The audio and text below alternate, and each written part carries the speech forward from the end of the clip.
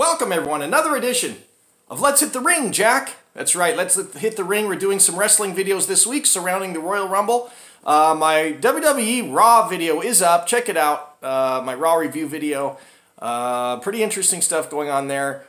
Gave that show a C-. Could have been a lot better, but there was some good stuff in it too. So I didn't want to give it a failing grade or a D, but it definitely was not above a C. So anyway, check out that review video. It's up live now. If you're here looking for my regular content, like my theme parks and some of the other vlogs that I do, don't go anywhere. Stay subscribed. Check back soon. Lots of that stuff is coming up this year. Lots of stuff coming up in the theme parks this year, so it's very exciting. First and foremost, Star Wars Land at Disneyland. So that's going to be amazing. Make sure you stay tuned. By the way, news just came out regarding the Battle Escape attraction, as it's called. I think it's called Rise of the Resistance.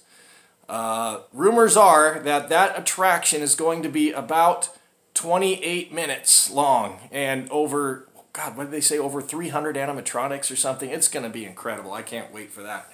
So coming up this June sometime, Star Wars at Disneyland, and I'm going to bring it to you right here on this channel. So make sure you're subscribed for that. Some programming notes. You can join me this Sunday at the Survivor Series, at the Royal Rumble Watch Party. It's going to be at Dave & Buster's in Hollywood, on Hollywood Boulevard in Los Angeles. Dave & Buster's. The actual event starts at 4 o'clock until the Royal Rumble is over. However, I'm going to be there until starting at 2 o'clock. So 2 o'clock until whenever the Royal Rumble ends, I'll be there. Come on out. Watch the Royal Rumble with me. There's going to be a lot of wrestling fans there. It's a watch party in Los Angeles, and it's going to be a lot of fun. And they're saying they've got giveaways, raffles, and they're hinting that the way they worded it is, who knows who will show up. Interesting. Wow. Okay, cool. Are they going to have a wrestler show up? That would be awesome. Who knows? So come on out. Again, that's Dave & Buster's, Los Angeles, this Sunday for the Royal Rumble, starting at 4 o'clock. I'll be there. Come on by and say hi. Be in my video, and give me your pick for the Royal Rumble. And then that's going to be part of my review video. I'm going to do some video there at Dave & Buster's. And then after the show, I'm going to come home. I'm going to record my actual review video and reactions. And if you want to be on the camera, I'll put you in the video. It'd be awesome. So come on by, Dave & Buster's this Sunday.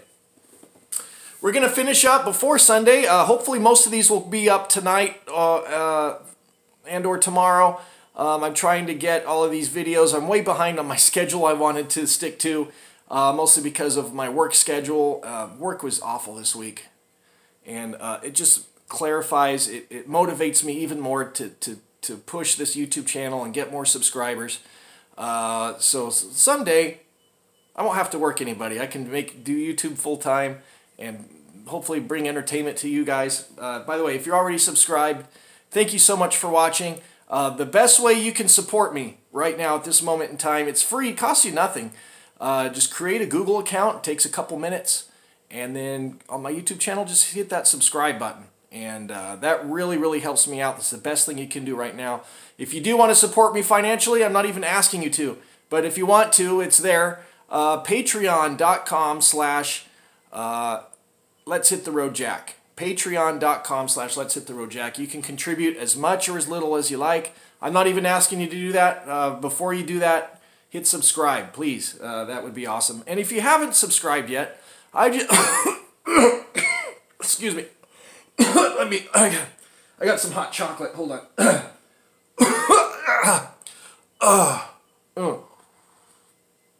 Oh, that's better. All right. So what was I saying? If you haven't subscribed yet, what was I? Oh yeah, I would really appreciate if you did, because that would really. I've been waiting to do that bit for a couple of days, but yeah, that'd be awesome. No, seriously speaking, I do appreciate your views, and please hit subscribe up there, and don't make me pull the mug out. Don't make me use the mug. Just subscribe. It's real easy. Just click the button. That's all there is to it. It's free. Hot chocolate's really good. Homemade hot chocolate, by the way. So, yes, as I was saying, hit the subscribe button. But we're going to get into 205 Live and SmackDown reviews here coming up. We're going to kick things off here with 205 Live. And the theme of this show was who gained momentum before Sunday's Fatal 4-Way match. On the latest episode of WWE 205 Live, I'm going to move this laptop over to the other side here. Akira Tozawa, Kalisto, and Hideo Itami clash in a wild triple threat match before their Fatal 4-Way match against WWE Cruiserweight Champion Buddy Murphy at Royal Rumble Kickoff. Yes, once again, the Cruiserweight Championship, a championship match on the kickoff show.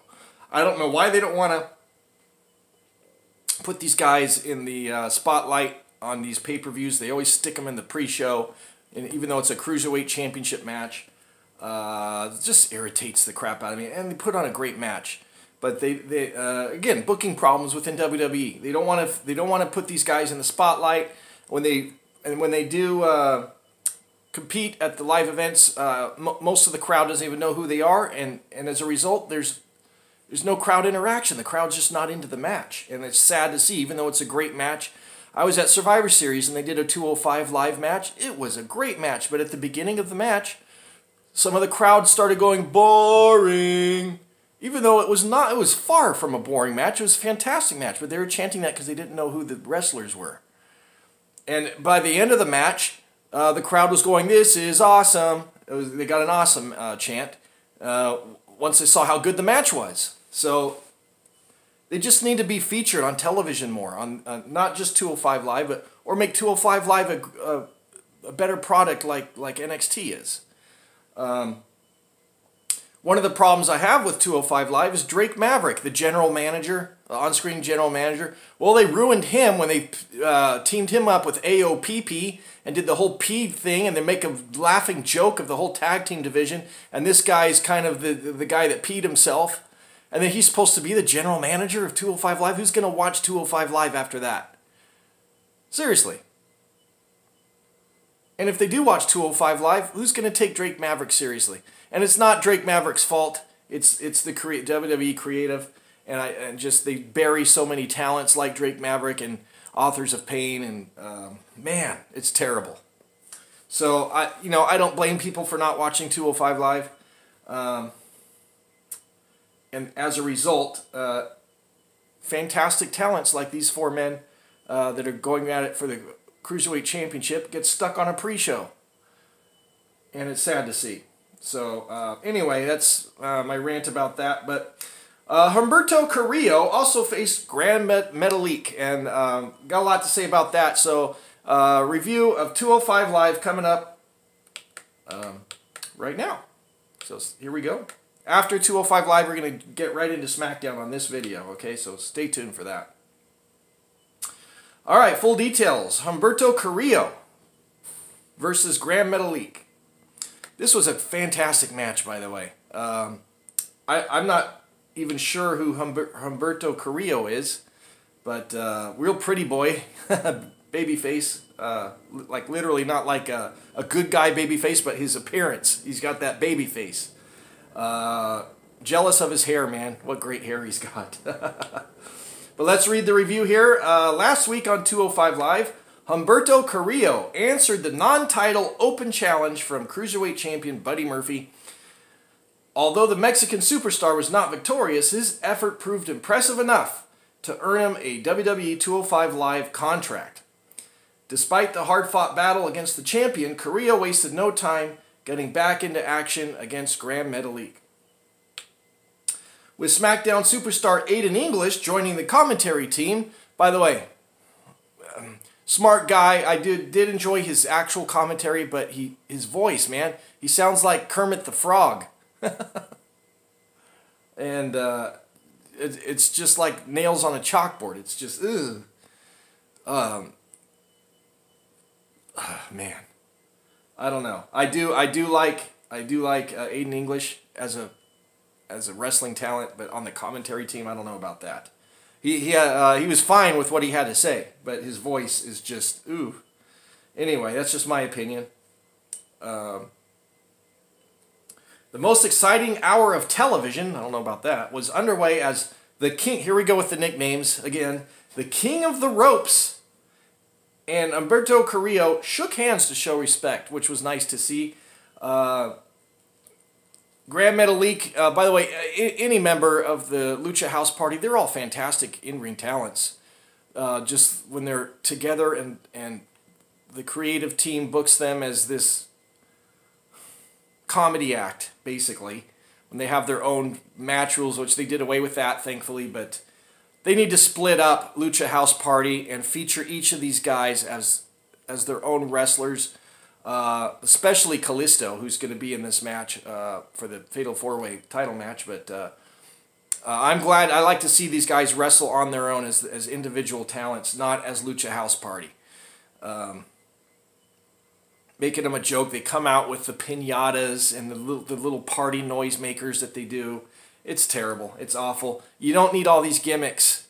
These guys are fantastic wrestlers. Why are you putting gimmicks all over them, and it just takes away from the talent of the wrestlers? You don't need all these gimmicks. It's so annoying. All right, so anyway, they shook hands. It reminded me a little bit of Ring of Honor, how they shook hands. The early moments of the contest saw the two cruiserweights battle to a stalemate with their similar style, speed, and agility.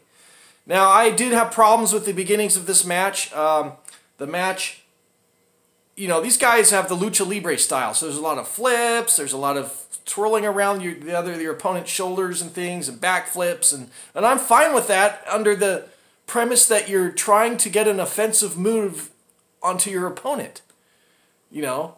But the beginning of this match, like, they did a lot of these flips and stuff, and then it looked like they were like next to each, and obviously it's choreographed because they're doing the same flip to make it look cool, and I'm fine with that, but it's like, for about a minute of the match, both opponents were doing all these flips and stuff, and it's like they were just standing next to each other doing flips. I'm going, are they supposed to be wrestling each other, or is this a gymnastics show? Aren't they supposed to be trying to wrestle each other and hit each other somehow? No, they're just doing flips next to each other, and I'm like, is this wrestling, or is it gymnastics? What's going on here? They're not trying to get a move onto each other. They're just flipping. Doing cartwheels and backflips and... What's going on? Isn't this a match? I had a big problem with that at the beginning. I mean, the athleticism I have no problem with, but make it a match. Aren't you supposed to be wrestling each other? I get it, Lucha Libre, but you're supposed to be getting your move over on the other opponent for a win, right? Not just doing flips in the ring. It looked cool, but that just stuck out to me like, what are they doing? So anyway, so that took away from the match right from the start. Despite their athletic agility, it was a really good match. That just detracted from it. So Carillo gained a strong advantage against the King of the Ropes. Just use his name, Gran Metalik, following a jaw-dropping display of his aerial abilities. A seasoned veteran, Metalik turned the tide in his favor, and the two continued to showcase their abilities, much to the delight of the WWE Universe. By the way, wrong. That was a dead crowd. I'm not sure where this crowd was again. Raw was, where was that? Oklahoma City. This one, I'm not sure where this was taped, but the crowd was sitting on their hands. Terrible for the whole show. As I said before, probably because they don't know who these people are. They probably don't watch 205 Live.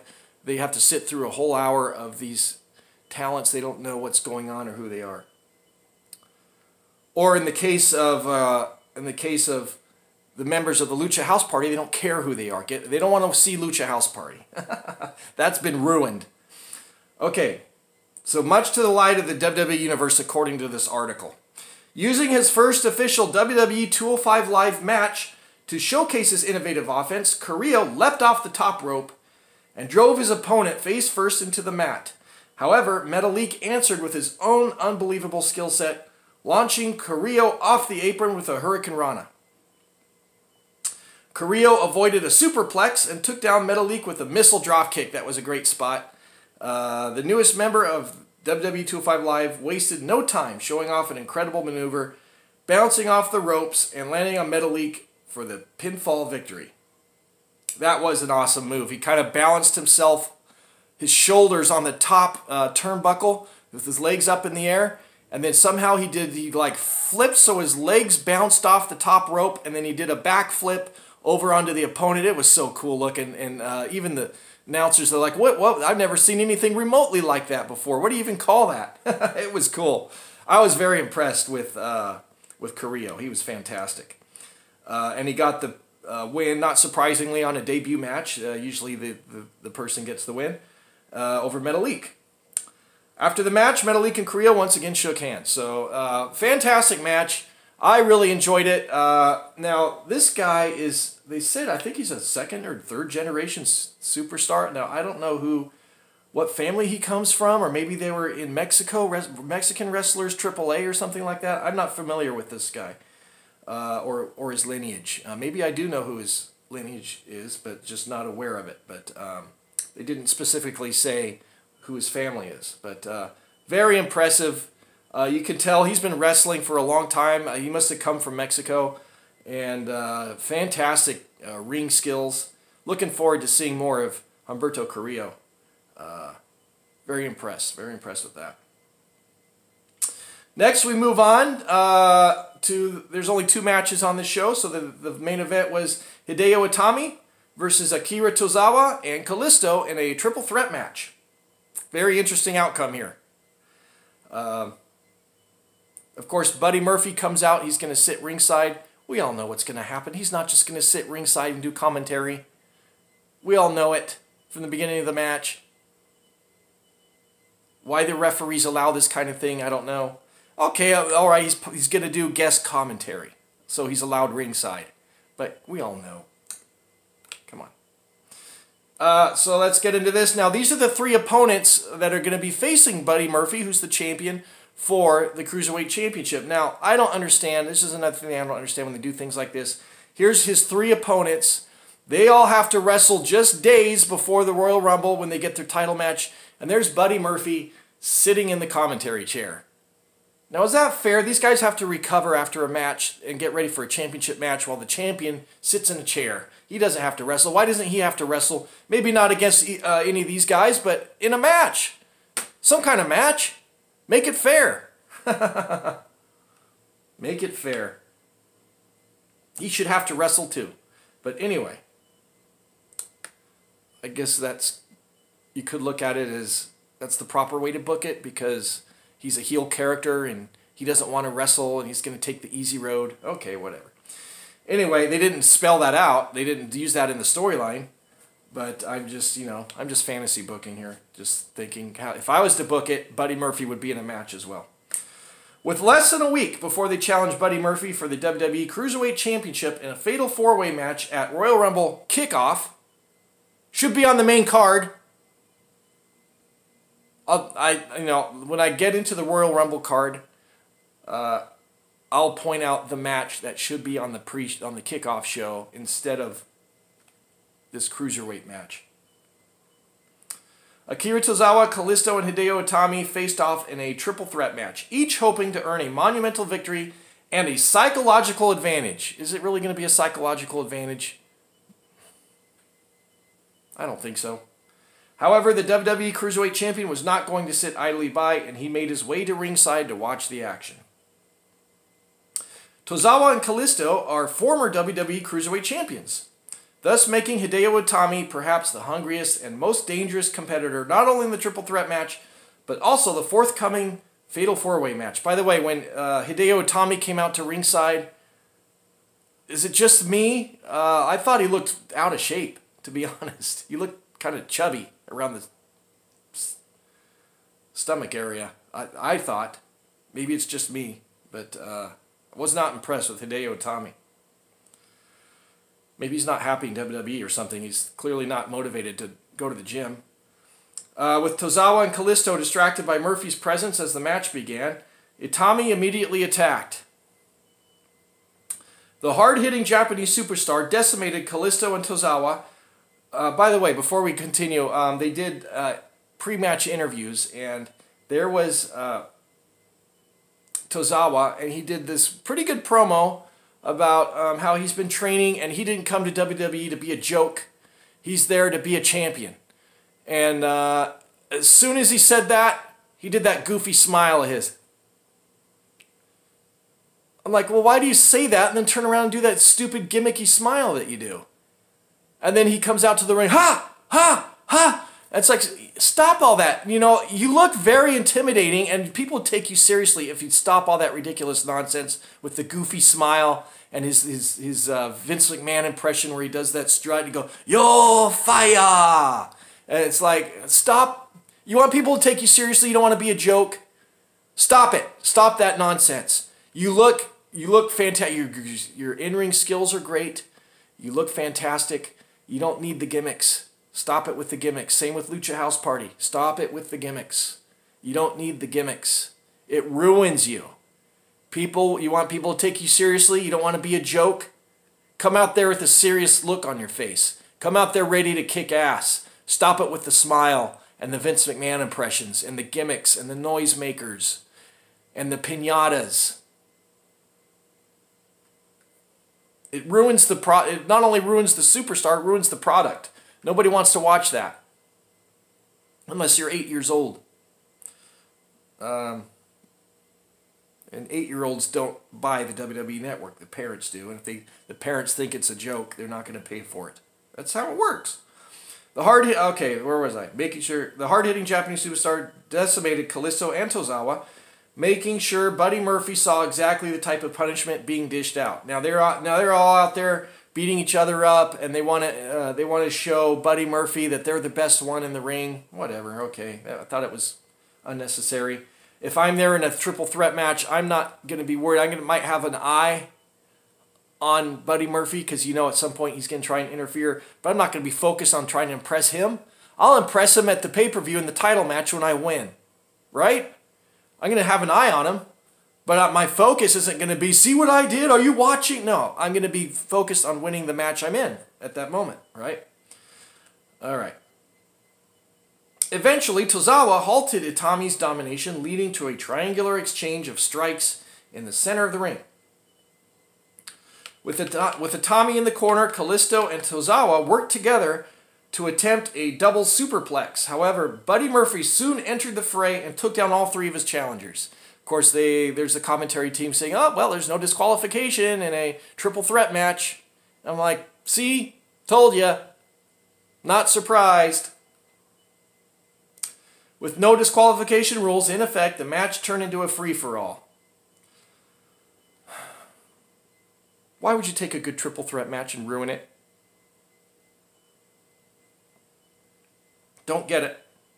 Kalisto and Tozawa drove Murphy out of the ring, and the triple threat match resumed back inside the squared circle, with all three superstars giving each other everything they had. No one could maintain an advantage until Itami saw an opening to secure victory, annihilating Kalisto with a basement dropkick after he avoided Tozawa's senton. That allowed Itami to grab Tozawa and execute a wicked knee strike for the victory. I think the wrong man won this match. Hideo Itami looked to me to be out of shape. I mean, he can still go in the ring, but he just looked like he hadn't been going to the gym, or I don't know what's going on with him. His personality is lackluster.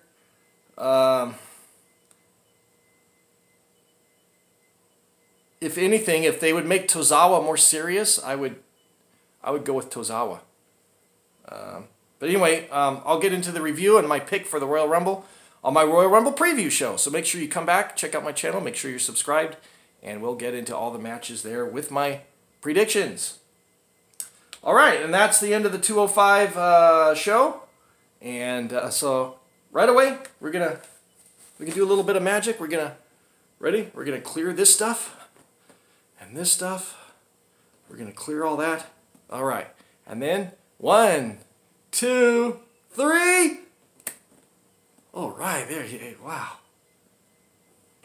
Magic. That's so cool when I do that. Little break. Da-da. Da-da. Hot chocolate, baby. Homemade. I bought all the ingredients. Powdered milk, powdered chocolate, powdered sugar, and creamer. You mix it all, and it makes, I've got a big pot of it in hot chocolate mix. You just add hot water. It's really good. Homemade hot chocolate. All right, let's get into SmackDown. Let me change gears here while we're doing this. Reminder, if you're enjoying the show and you like my wrestling content, or if you like my other content too, I've got so many different things to watch on my channel. Check it out. I've got at this moment, I think this is video number 106. All kinds of different things, from live music to theme parks to Celtic festivals, bagpipes, asking Beetlejuice for dating advice. The Burger King came by and said hello at E3. Lots of gaming coverage from E3. Several years of that. Live concerts from Deadmau5, and so much more. Check it all out. Nombe, and check it all out. It's all right on my channel. I've got 105 videos. I think this is video number 106. So make sure you check it all out. And most of all, if you enjoy any of my content, hit subscribe up top. Really appreciate it. That's awesome. That's the best way you can support me at this moment. It doesn't cost you a penny. Just hit subscribe button. It's awesome. Thank you so much for watching my videos, everybody. And we're going to switch gears here to SmackDown. Let me pull up my reviews here. And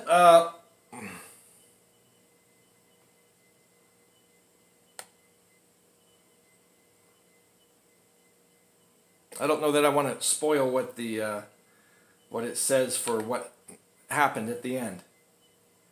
So I'm not going to mention that till the end of the video. All right. So the show kicks off with Asuka, Becky Lynch, and Charlotte Flair engaged in an intense standoff. Becky Lynch kicked off SmackDown Live by declaring, by the way, that man nickname, I hate it. The Man. First of all, I don't know how that started. I assume Charlotte Flair had something to do with that. If you want to be the man, you got to beat the man. So probably Becky Lynch said, well, I'm the man, or something stupid like that. And that's her t-shirt. It just says in bold letters, the man. And she comes out here and says you're not a man, you're a woman. I don't understand this. You're a woman, you're female. Aren't you part of the woman's evolution, the woman's revolution, the women's movement? Why are you calling yourself the man? I don't get it. I don't understand. I think it's dumb. Even if you do get it, it's stupid. Just my opinion. I love Becky Lynch, by the way. Just that whole the man thing. Again, another gimmick that you don't need. Becky Lynch is a fantastic talent, and it's a small gimmick. It doesn't take away from her talent necessarily, but you don't need it, and it's distracting. It's just distracting. Becky Lynch kicked off SmackDown Live by declaring that Asuka was the definition of a paper champion, only because of WWE Creative. She's fantastic in the ring. Did you see what she did in NXT? Ha! Undefeated for over a year, came to SmackDown. She wasn't defeated till she got on the main roster. She left NXT as the champion. So that was fantastic. So paper champion? Again, if this was a legit promo, there's no way Becky Lynch would say she's just a paper champion. Now when Charlotte Flair came out, she made a great point that last year at WrestleMania, I broke your streak. Well, if you broke her if her streak was that impressive that Charlotte Flair came out and bragged about breaking her streak, why would Becky Lynch come out here and say that Asuka's just a paper champion? Does that make any sense to anybody? Please just explain that to me, because I don't understand. But anyway, of course, she's confident, and she's going to dethrone Asuka for the SmackDown Women's Championship this Sunday. The Empress of Tomorrow, here we go. God, everyone doesn't need a nickname. The Empress of Tomorrow, isn't she on the main roster today? Why is she the Empress of Tomorrow? Here she is on SmackDown as the champion. Isn't she the Empress of today? Just saying. interrupted. That's why stupid nicknames. She interrupted, clearly unfazed by Becky's words, and began trash-talking her challenger in Japanese, which I love that when she does that. You know, that's whoever came up with that. Okay, she doesn't speak good English. All right, have her start screaming at her in Japanese, and it's very intimidating. You don't know what she's saying. I love it when she does that. That's great. So trash talking while raising her title above her head. Charlotte Flair hit the scene next and vowed to win the Women's Royal Rumble match and have the clear path to defeat either Becky or Asuka at WrestleMania 35 if she chose to challenge one of them. Now, I've got things to say about Charlotte Flair. Probably one of the heavy favorites to win the Royal Rumble, but I don't know. It's too for me, I think it's too obvious. I haven't made a pick yet on who's going to win the Women's Royal Rumble. Might be Charlotte, but I'm going to look at who the entrants are and make my selection because the obvious choice would be Charlotte. But I don't know. We'll have to see. So stay tuned for my Royal Rumble preview show where I'm going to make a pick. So there's Charlotte out there. By the way, she's not in this match coming up. She's going to be in the Royal Rumble. But, yeah, she had things to say to both of these people. So during these bold claims, now I thought this was a little bit strange, but Asuka sucker punched Becky from behind. Yeah, so Charlotte Flair's doing her promo, and all of a sudden, so Becky's attention is on Charlotte, who's up on the ramp, and Asuka's behind Becky. All of a sudden, out of the blue, Asuka runs and just clobbers Becky Lynch and knocks her down and puts a beat down on Becky. Wasn't really provoked or anything like that, other than this promo. Just seemed out of the blue that she just suddenly would attack Becky Lynch. Maybe she's mad about her trash talking. I don't know. It just seemed out of the blue. Erupted into a big brawl that saw strikes thrown and tables toppled over. Lynch launched herself off the announce table to clobber Asuka with the right hand to stand tall at the end of an absolutely chaotic melee. Becky Lynch goes up the ramp, heads towards the back as we go to commercial break. WWE officials are finally able to create some distance between the Irish lass kicker and the downed Empress. But no one will stop champion and challenger from tearing into each other on Sunday night. I thought this was a good, despite that the attack was out of the blue, I thought it was a good segment. When we come back from commercial, the fight spilled into the backstage area, where Becky and Asuka continue trading fists until the officials pried them apart, which was great. I love that they're showing the intensity of this rivalry, and makes me want to see them fight at the Royal Rumble. Looking forward to that match. Of course, I think everyone's looking forward to seeing Becky Lynch at the Royal Rumble. Who do I think will win? Tune in to my Royal Rumble prediction show. Excuse me, coming up very shortly. Next, now this is a very interesting storyline because they did a story where Mandy Rose was trying to make it look like Jimmy Uso, who's the husband of Naomi, she lured him to her hotel room where she was trying to be seductive, wearing just a towel, and then she had in the other room, she had a photographer waiting to jump out and take pictures, and she wanted to make it look like there's an affair going on when there wasn't. And pretty interesting storyline. Obviously, she's doing this to get at Naomi, trying to make Naomi mad and ruin their marriage and so on and so forth. Pretty interesting. Jimmy Uso wasn't having it.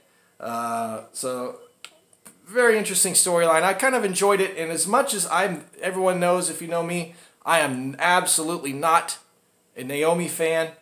However, with this storyline, I'm on Naomi's side on this storyline. That's not cool what Mandy Rose was trying to do.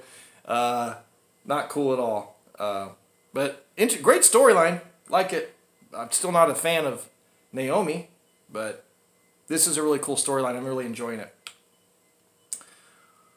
So after Mandy Rose spent several weeks attempting to ruin Naomi's marriage, the Golden Goddess, is that Mandy Rose, the Golden Goddess? God. These nicknames. And the Glowing Superstar.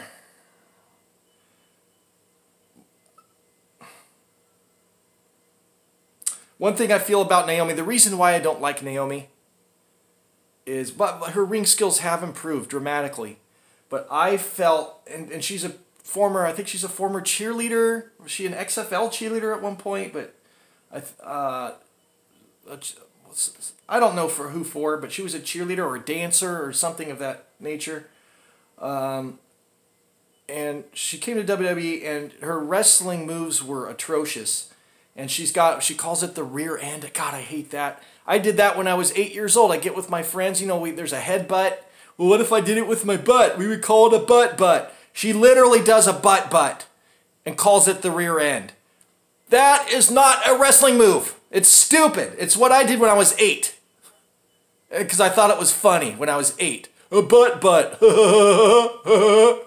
And now here she is actually in the ring doing a butt, calling it up. So I think then she started this whole glow thing with the glow in the dark. She comes out dancing, does cheerleader moves. And I think that's to hide the fact that she can't wrestle very well. Now, that being said, her wrestling skill set has improved. I think she needs to do away with that rear view. But her wrestling skills have been set. But if your wrestling skills are solid now, do away with this glow crap. It's gimmicky. More gimmicks. Stop with the gimmicks. And she's actually pretty good in the ring now. I'll give that to her. But this whole glow gimmick, do away with it, please. You don't need to come out and doing this dancing and all this. A lot of people love it, but I don't. Just my opinion. So they square off on SmackDown Live, ready to let the fist fly. With Naomi seeking payback after Mandy left her laying in a hotel room last week, the glow was shining bright. Who writes this? Who writes this? It's terrible. In the early portions of the contest, charging up, because she's the glow, so she's charging up the entranceway. Oh my God. And waylaying God's greatest creation, there's another nickname. It's really hard for me to continue with this article because it's so poorly written with these puns and these nicknames. Ugh.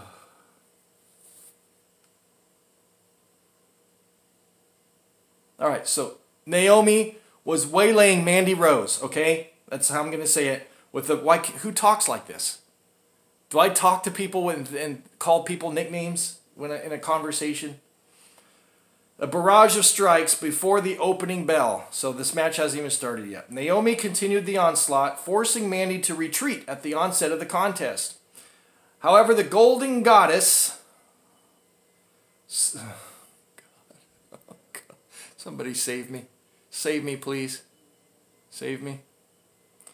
The Golden Goddess soon found her spots and threw several counter strikes at Naomi. Hey, they used her name. Fantastic.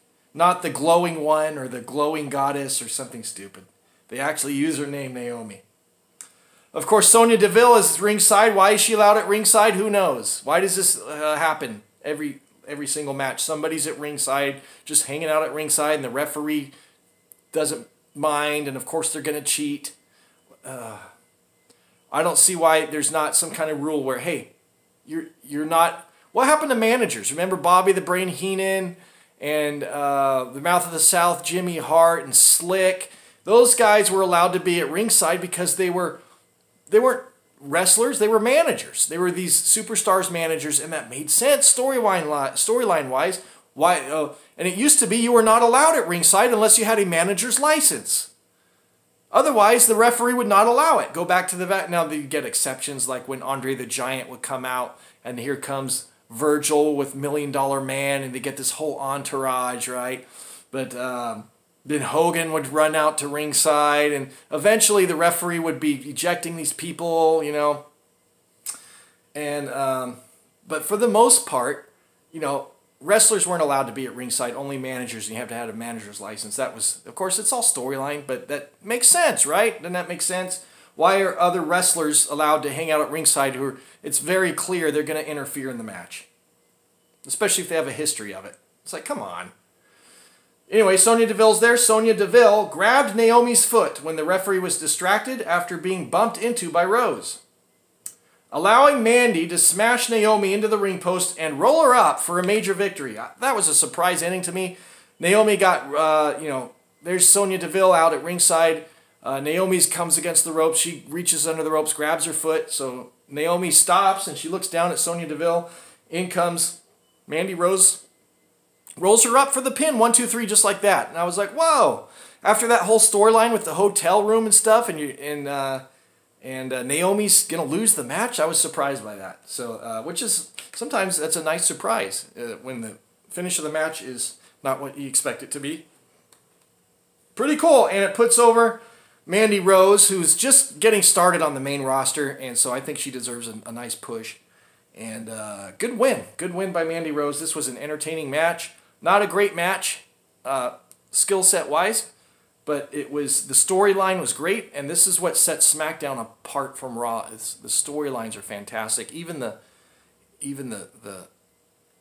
some of the promos are fantastic, and somehow Raw drops the ball on that.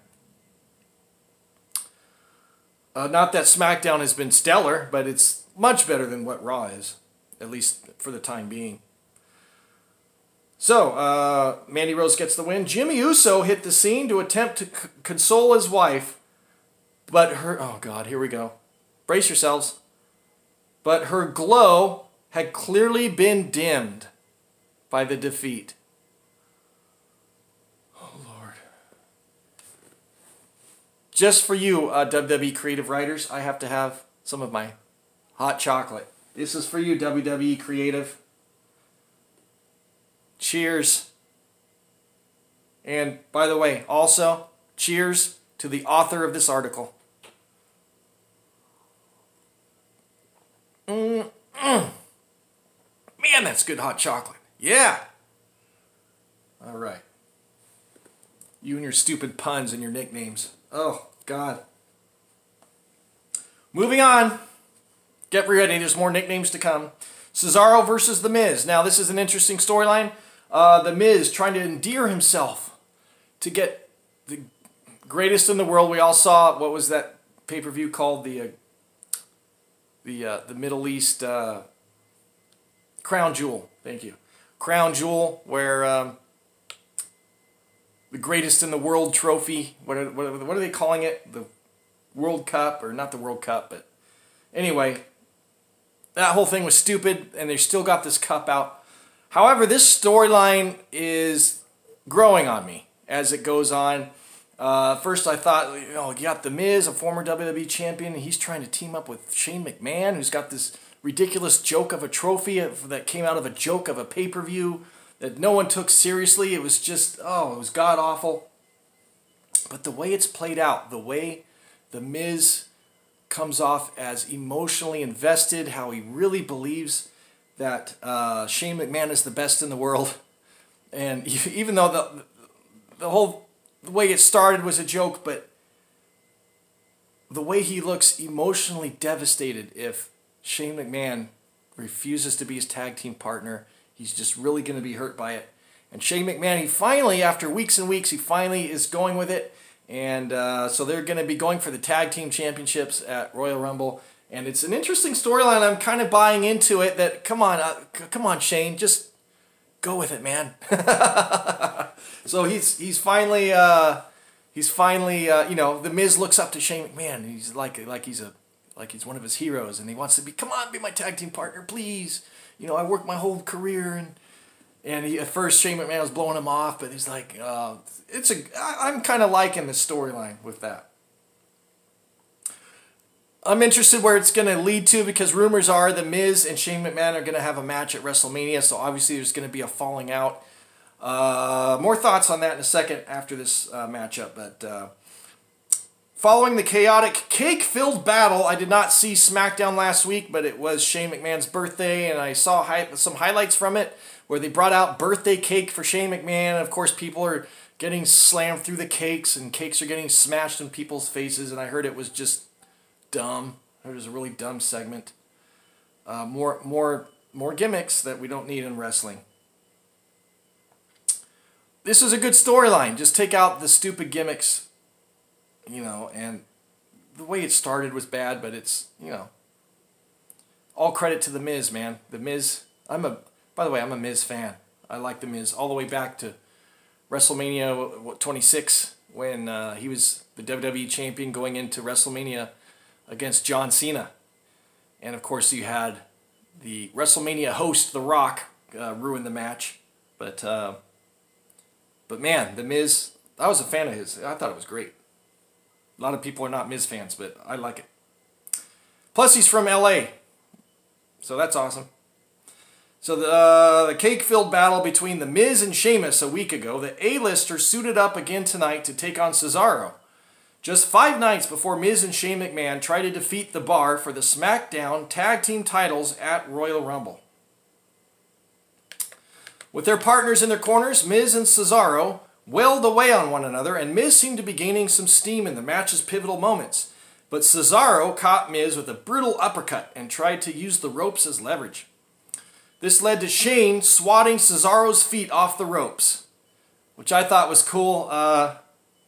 Again, why does the referee allow these people at ringside? You know they're going to get involved in the match, especially when they're tag team partners of the people that are having the match. Of course, they're going to get involved in the match. But so the Celtic Warrior came over and dropped Shane McMahon. Sheamus then kicked The Miz behind the referee's back, allowing the Swiss Superman to connect with the neutralizer for the win. After the bout, an enraged Shane attacked Sheamus and temporarily took down him and Sheamus. That seems like a bad sentence structure for some reason. An enraged Shane attacked Sheamus and temporarily took down him and Sheamus. Are you talking about Cesaro? Who? Boy, that's a bad sentence. You just mentioned Sheamus twice. I think he meant took down him and Cesaro, is what I think they're trying to say. However, when it was clear that Shane O'Mac was setting up Cesaro for his signature elbow drop from the turnbuckle through the announcer's table, and I didn't think they were going to do the spot, but for a minute I thought, oh my God, he's really going to do it. He cleared the announce table, puts Cesaro on it, and he gets up there. He's on top of the rope. I'm thinking, there's no way he's going to do this, right? But he's on top of the rope, and he's like just a second from jumping. I'm like, oh my God, he's going to do it. Like on SmackDown, he's not going to wait for the pay-per-view. Up comes Sheamus and just shoves him off the turnbuckle, sending him crashing into the barricade. Oh, that was a good spot too. I was like, man, that's what I love about Shane McMahon. He does it, man. He can still go. How old is Shane these days? Man, he is still doing it, man. This guy's awesome. I love Shane McMahon. Of course, not the best in-ring wrestler. His punches look terrible. But, man, he does these big spots off the top rope and the coast-to-coast and the whole thing. It's fantastic. Shane McMahon is awesome. So they take out Shane. The Bar then dropped Shane with a brogue kick. Miz with an onslaught of strikes, and then catapulted Shane onto Miz, who was laying on the announcer's table. So Miz is on the announcer's table. They take Shane up like a power bomb right on top of Miz, and the table collapses. It was a fantastic spot. There's Shane and Miz laying there, just laid out. Shane's all sweaty. Man, it was good. It was good. I really enjoyed it. Miz and Shane were down, and the Bar were standing triumphant. Was this a precursor of things to come this Sunday? Stay tuned for my selections. I'm going to have a Royal Rumble predictions show on a future video, so make sure you come back. I've got some thoughts on this match of who I think is going to win, but who do you think is going to win? Let me know in the comments. Next up, Mr. McMahon moderated a raucous face-to-face between the new Daniel Bryan and AJ Styles. Let me just start this off by saying, for many years, I was absolutely not a Daniel Bryan fan. No way. I was at first. When he first came on the scene, you know, he came up through NXT before it's the modern day NXT.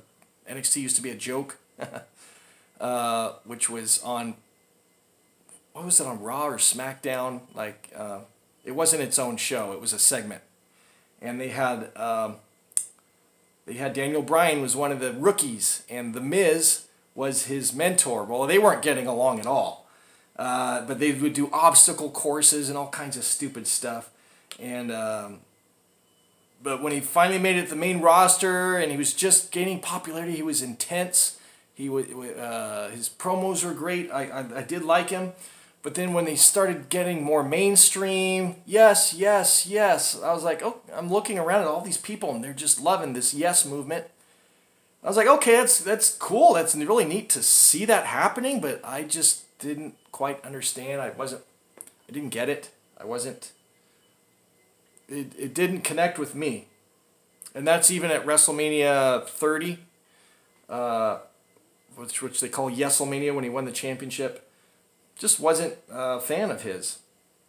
But this new Daniel Bryan, this heel character Daniel Bryan now, man, he is fantastic. I love it. The whole thing about your mindless consumption and how you're ruining the earth, and he's going on about buying merchandise and eating processed meats, and first of all, he's absolutely correct in everything that he's saying, which is what makes it so great. But he comes off as like a preaching kind of, I'm better than you, and I'm going to tell you how you're ruining the earth kind of character. And it's fantastic. I love it. I absolutely love it. Great. I'm enjoying Daniel Bryan right now. So let's get into this segment. Mr. McMahon moderating, WWE Champion, the new Daniel Bryan. And by the way, he did away with this yes thing, which I'm loving that as well. And AJ Styles came face to face one last time before the WWE title clash this Sunday at Royal Rumble. By the way, I was happy to see they updated the Titantron. There's no more yes. For a while, it still said yeah, even though he said the yes movement is dead, it still said yes, yes, yes all over the Titantron. Well, they changed that. They put kind of a new logo. It says DB on it. But his music is the same. Da, da, da, da, da, da, da, da, da. I think they need to come up with a different theme music that more fits his heel character. It needs to be darker or more sinister. His theme music doesn't fit his character, in my opinion. After weeks of blindside attacks and personal smear campaigns, Bryan and Styles once again fired heavy words at one another. But Bryan did it from ringside, saying he refused to step in the ring with Styles. And this was great because Vince McMahon several times said, "Damn it! I told you get in the ring! Damn it!" Mr. McMahon. But he refused to get in the ring at first. Bryan then verbally unloaded on Mr. McMahon for creating an environment for someone like AJ Styles to become a hero.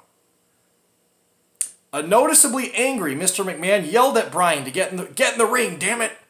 But the Phenomenal One gave Mr. McMahon a simple alternative. So AJ Styles says if Bryan wouldn't come to him, he'd have this face-to-face out on the ring. He'd go to Bryan. So Styles jumped out of the ring, lunged at Bryan, got his licks in, and a brawl erupted. Set up for the phenomenal forearm, but Bryan craftily hid. He grabs Mr. McMahon, puts him in front of him, shoves Vince in front of him. So if AJ Styles was to do the move, he would hit Vince McMahon with it. So AJ Styles stops. However, that brief hesitation allowed the WWE Champion to space the connect with the running knee, laying Styles out and getting the final leg up before their clash on Sunday. Looking forward to this match. Now, I'll go ahead and reveal my pick for it because I think it's obvious. If you follow any kind of wrestling news at all, AJ Styles, he was a champion for a long time. I am a fan of AJ Styles as well, but he wants to spend more time with his family and he wants to reduce his road schedule and his wrestling schedule, so he kind of doesn't want to be champion. At least that's what the rumor mill suggests. So they gave the title to Daniel Bryan, which I think was fantastic because the new Daniel Bryan, I think his character needed a refresh, and what he's doing right now is just gold. I love it. So my pick to win, even though I would like to, well, I don't know. I am a fan of AJ Styles, but I think Daniel Bryan's killing it with his new character. So he's my pick, man. I think AJ Styles wants to wrestle less, doesn't want to be on top, and Daniel Bryan is killing it with his new character. So I think it's a no-brainer that he's going to win the match and retain the championship. Let's move on. This was very interesting. Now, a really great promo from Mustafa Ali. Didn't know this. He was a former police officer in Chicago. And they did a fantastic promo about, he got a beatdown last week from Samoa Joe, and they did a fantastic promo in Chicago about how he can read everything about a man by looking in his eyes. And they did a promo that showed Samoa Joe's kind of looking like a madman with his facial expressions and his eyes. And but anyway, Samoa Joe savagely attacked Mustafa Ali before the bell, prior to their scheduled match last week. But Ali refused to stay down, instead eyeing a match with Samoa Joe tonight on the Blue brand, which was this last Tuesday. SmackDown Live's newest sensation was fearless in the face of the Samoan submission machine. By the way, I'm real happy. He came up from 205 Live, and I think he might have been one of the first call-ups ever from 205 Live. Mustafa Ali. Big fan of his. By the way, his ring gear is awesome. I love his ring gear. So he brought the fight with his dynamic offense and unyielding resolve. The relentless Ali seemingly had Joe on the ropes when he was able to string together some of his signature dynamic offense on the big man, getting him reeling with a series of strikes and a massive DDT out of the corner. In crunch time, though, Ali was looking for the 054, which is an inverted 450 splash, which is a phenomenal move. But Joe was able to swat him down right into the dreaded coquina clutch. Mustafa hung on for as long as he could, but inevitably he had to tap out, giving Joe the pivotal win, heading into the men's Royal Rumble match this Sunday. I do believe both of these men are going to be in the Royal Rumble match, but I was surprised once again. Second match, so the ending surprised me. I thought with the beatdown that Mustafa Ali had last week that he would at least not lose the match by a tap out. Wow. Okay. And there's Samoa Joe just looking dominant. Good push for Samoa Joe, by the way, which more to come on Samoa Joe. Stay tuned. All right, next match, the main event. Rey Mysterio versus Andrade in a 2 out of 3 falls match. And Zelina Vega, by the way, is she gorgeous? Oh my God, how hot is she, Zelina Vega? Oh, woo. I love watching Zelina Vega, but she, for this match, she is barred from ringside because of her interference in the match last time. I did not see the last match, but everyone was talking about it, how great it was. That stole the show, and really good.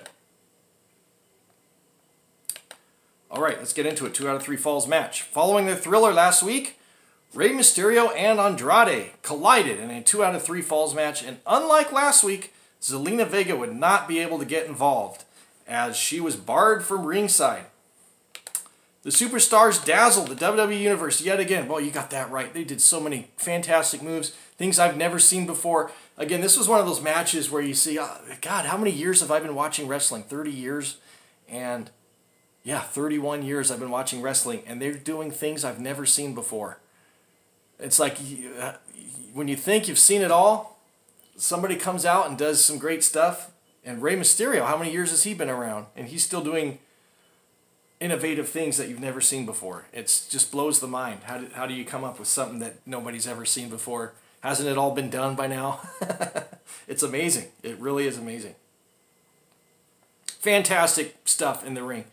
Well, let's see. Yep, they mention it here, so I'll read a little bit here. The Superstars dazzled yet again with a match that was enthralling and strategic in equal measure.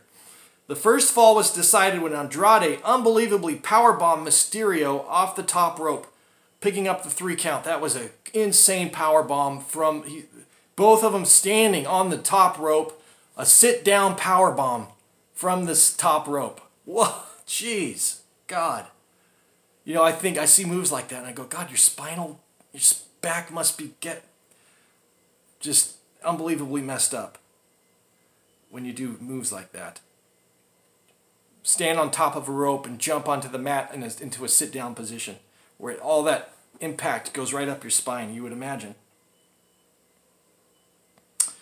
Mysterio fired back with an absurd flipping pile driver to secure a fall of his own. Now, I love seeing this move because for years and years and years, you know, when I first started watching wrestling, you know, you had Jerry the King Lawler. His finishing move was a pile driver.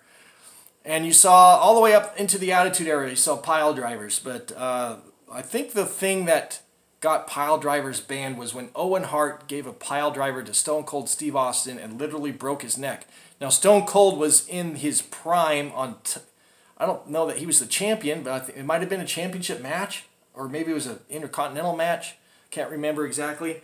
But he got his neck broken by a botched pile driver. So they banned pile drivers, and you will not see a pile driver with the exception of the Undertaker's Tombstone pile driver. That's the only pile driver you'll see in WWE.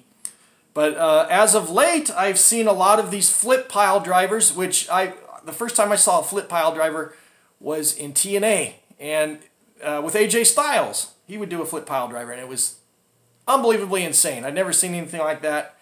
And but you're starting to see these flip pile drivers show up in WWE, and Mysterio busted out a flipping pile driver, and I was so happy to see that because that's such a great move. Look, if you're going to be a wrestler, you're taking risks, okay? You're risking injury. I think it should be left up to the individual performers. If they want to do a pile driver, let them do a pile driver. It's not WWE's fault if they get injured, right? You would think.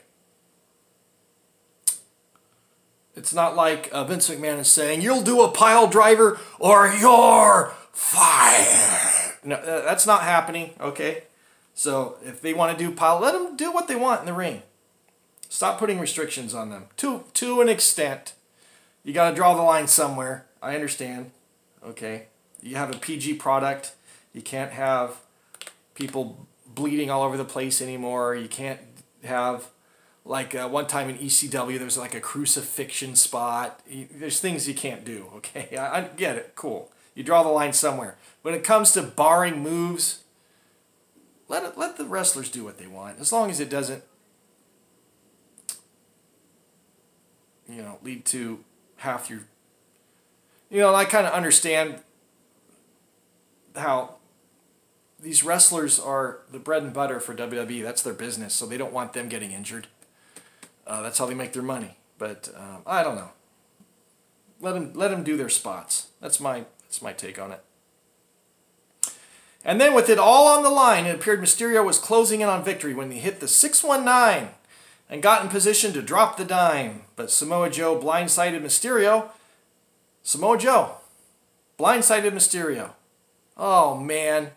I hated to see this because this was a fantastic match. First two falls, one fall apiece. Of course, 2 out of 3 falls always start off with 1 fall apiece, mostly, usually. And I wanted to see who was going to win this. This was such a great match, and in runs Samoa Joe, blindsides Rey Mysterio, decimated him with a power bomb onto the apron. The Samoan submission machine doubled down on his efforts by ramming Andrade into the ring post, and then refocused on Rey, savagely applying the coquina clutch. Joe grabbed a microphone and roared that he planned on doing this type of damage to every man that crossed his path in the men's Royal Rumble match this Sunday. That was a great promo. He grabbed the thing and said, I told you I'm here to make a statement. And he's going to destroy everybody in the Royal Rumble. Now, normally, I would be pissed at this kind of a interference in the match, especially such a great match it was. But the nature of a Royal Rumble match, which is happening this Sunday, is that it's unpredictable and it's every man for himself. And, okay, so I'm kind of okay with this run-in because Samoa Joe, all these people are going to be in the Royal Rumble. Samoa Joe wants to be dominant, win the Royal Rumble. So he runs in and destroys everybody. But then, surprise, surprise, out of nowhere, RKO from Randy Orton. Fantastic spot. I don't think even the audience saw him running in. It was a surprise to everybody. He was met with a blindside attack of his own when Randy Orton struck suddenly with an RKO out of nowhere. Great match. There's Randy Orton standing there in the middle of the ring. Everybody else is just laid out. And that's how SmackDown goes off the air. Orton put up 3 fingers, perhaps suggesting that he would win his 3rd Royal Rumble match this Sunday. Of course, the only other superstar, to ever win 3 Royal Rumble matches is the one and only Stone Cold Steve Austin, and the Texas Rattlesnake. He's got the record for the most Royal Rumble wins. So SmackDown goes off the air with Randy Orton holding up 3 fingers, wanting to win his 3rd Royal Rumble match. All right, and that's the end of SmackDown. What did I think about it? The finish of the match, I actually enjoyed it because it makes me want to see the Royal Rumble, and what makes me want to see if Randy Orton and Samoa Joe are going to go at it. It wants me to see Rey Mysterio back in the ring. It wants me to see Andrade in there doing his stuff. Man, I'm looking forward to the Men's Royal Rumble match. It's going to be very exciting. But SmackDown as a whole, man, I thought it was much better than Raw. Much better than Raw. Let's go over all the matches one more time. Of course, I enjoyed seeing Becky Lynch, Charlotte, and Asuka. Really looking forward to that match. Mandy Rose and Naomi. Again, Naomi's not my favorite wrestler, but fantastic storyline. I love the storyline. I think they're going to be in the Women's Royal Rumble match, so it'll be interesting to see if Mandy Orton and Randy Rose, right? So if Mandy Rose and Naomi are going to be in the Royal Rumble match, and if they're going to go at it, that was a surprise ending for that match, which I was actually happy to see that. The Tag Team Championship match with Shane McMahon and The Miz getting very interesting. I kind of want to see how that develops. Are they going to win the Tag Team Championships against the Bar? It looks pretty interesting. Stay tuned for my Royal Rumble predictions video. Mr. McMahon hosting the face-off between AJ Styles and Daniel Bryan. Again, Daniel Bryan's just on his game right now. Looking forward to that match. And then the main event, Samoa Joe and Mustafa Ali. Again, that was a surprise ending. I thought Mustafa Ali would have a bigger chance against Samoa Joe. I didn't think it would end in a tap out the way it was with Samoa Joe looking so dominant. Of course, we would see Samoa Joe later on in the main event, which was Rey Mysterio and Andrade, and a no DQ, which ended in a DQ with Samoa Joe interfering. And fantastic! What a great show! It was all very interesting. All great storylines. Is Samoa Joe, man, boy, he's. If you're going into a Royal Rumble, do you want that many enemies? He's got Mustafa Ali, he's got Andrade, he's got Rey Mysterio, and he's got Randy Orton to worry about. Makes it interesting, right? Doesn't it? Very interesting. I'm really looking forward to the Men's Royal Rumble match. How's Samoa Joe going to do? Man, I'm really looking forward to this. So, overall, man, I can't say there was anything bad on SmackDown. It was really good. Even if the matches weren't good, the storylines were really good. So I'm going to give it a B+.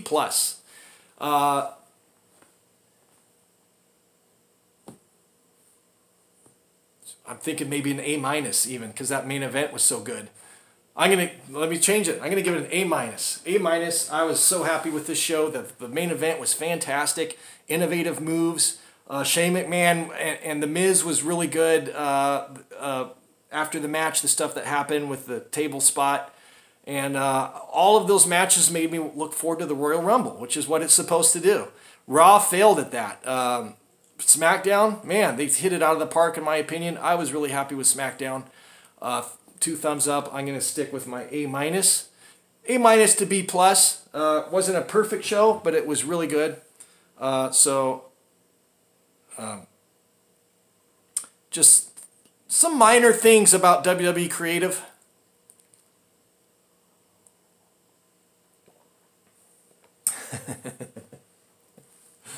That's my favorite coffee mug, by the way. But fantastic. So, what did you think of SmackDown? Did you watch it? What did you think? What's your grade? Let me know in the comments below. And fantastic. So, looking forward to the Royal Rumble. Again, join me at the Dave & Buster's in Los Angeles on Hollywood Boulevard this Sunday, 4 o'clock, for the Royal Rumble. They're having a whole event with prizes and giveaways and a raffle and apparently a surprise appearance by somebody. I don't know who it is. So looking forward to that. It's going to be fun. Come on out, have some food, have some beers with me, and we'll see you in Los Angeles at Dave & Buster's. Come on by, say hello, and I'll put you on video if you like, and you can give me your Royal Rumble pick before the show starts. So that's going to wrap it up for this edition of SmackDown Review. And stay tuned, because coming up probably tonight, I'm going to watch NXT, do my NXT review video. That should be a shorter video. And then I'm going to do my preview video for NXT TakeOver Phoenix. And then also coming up shortly will be a preview video for the Royal Rumble. And then, of course, my review videos for each of those shows will be coming up after those shows air. So stay tuned. Several more videos coming your way real soon. And as always, thank you so much for watching. Thanks for hitting the road with me on my adventures and being my passengers and riding shotgun with me. Pretty cool. Don't forget, please hit subscribe. I do really appreciate all of my subscribers and viewers. So just do me that favor and hit the subscribe, and it really helps me out a lot. So stay tuned. We're going to got more videos coming up very shortly. And thanks so much for watching, and we'll see you next time. We'll see you on the road. Thanks very much.